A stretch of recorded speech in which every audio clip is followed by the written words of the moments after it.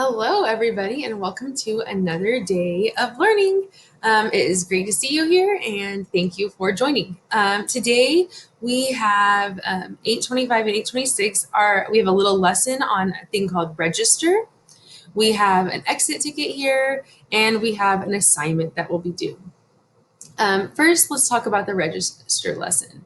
If you click on this, it should open a slideshow, and this talks about academic register.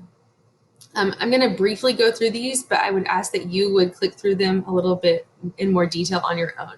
So, academic register is something that talks about the level of our writing.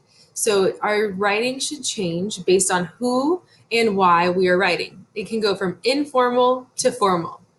There are lots of different things that create our register, such as use of pronouns. So personal pronouns like I, you, me are more informal than third person pronouns like he, she, they.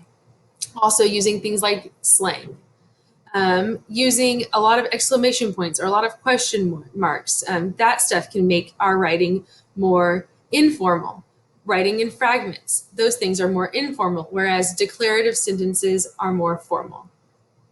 Then I have a little note on how certain words have certain feelings associated with them. So connotation is the emotional definition of a word. And so an example I like to give is that if I say my car is cheap, the actual denotation or dictionary definition of cheap is inexpensive. But to us, the emotional definition might mean that it's kind of like not a very good car. It's kind of crappy. So that would be an example of connotation. So the word choice that we use, it can mean the same thing, but our word choice helps develop our register and our tone. The tone is the attitude of a piece of writing. Um, Other things, so does register even matter? Yes, it clearly does. We have professors from like Notre Dame and from other universities telling us that they have to go over the register that their students use and teach them how to write like a proper email before even getting started with courses. So that's why we think it's important here in the English department. This kind of goes over the characteristics of low, medium, and high register. So low might have broken sentences, unprofessional sounding, but more friendly. Mid is what a lot of stuff we will do will be mid or mid to high. But mid is a little bit friendly, but more business-like. And high register is going to be those academic papers that we write. An essay for class is going to be high register. We have some examples here, like an email to a teacher you just met should be more formal than an email to a friend. That's kind of the point of this. And then there are some examples you can tell these are pretty high register, low register, and mid register. And keep that in mind when asking things like for teachers. You know, what register are you writing in and how the reaction your teacher will have to that. Also, other things that might develop it are things like your font, and that helps develop your register. So all of that is important to keep in mind. So with that in mind, our assignment is to write a letter to ourselves. You're writing a letter to your future self, and the assignment is here. When you click on it, you'll see what you're supposed to do. There is a Dear Me assignment sheet, and this goes over everything you will need to do. It's a 250 word letter to your future self. That's the purpose of it is for us to get to know you. And it should be an about a register 4 or 5.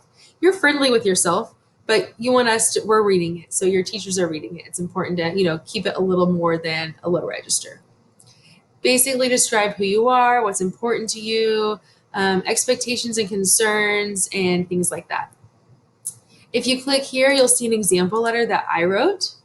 You can read over mine and look at all the formatting notes that I made. Keep that in mind as you write yours. You're also going to include a picture of yourself, which hopefully you already put one into your slides from last class, and all of that. Finally, if you want to check the rubric, it is right here also. It's a pretty basic rubric. You have the formatting, your grammar, and then the actual content.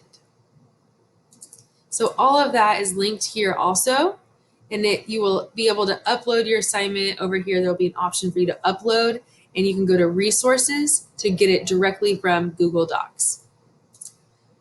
And that's what we're doing today. At the end of class, when you check back in, you'll do this little exit ticket just so that I know you are here. And I hope that if you have any questions, you will just reach out to me, and I am happy to answer them either during class, during your asynchronous time, or during Genius Hour, or if you need to email me, whatever you need to do, just pop in or email so I can help you out if you need it. Thanks.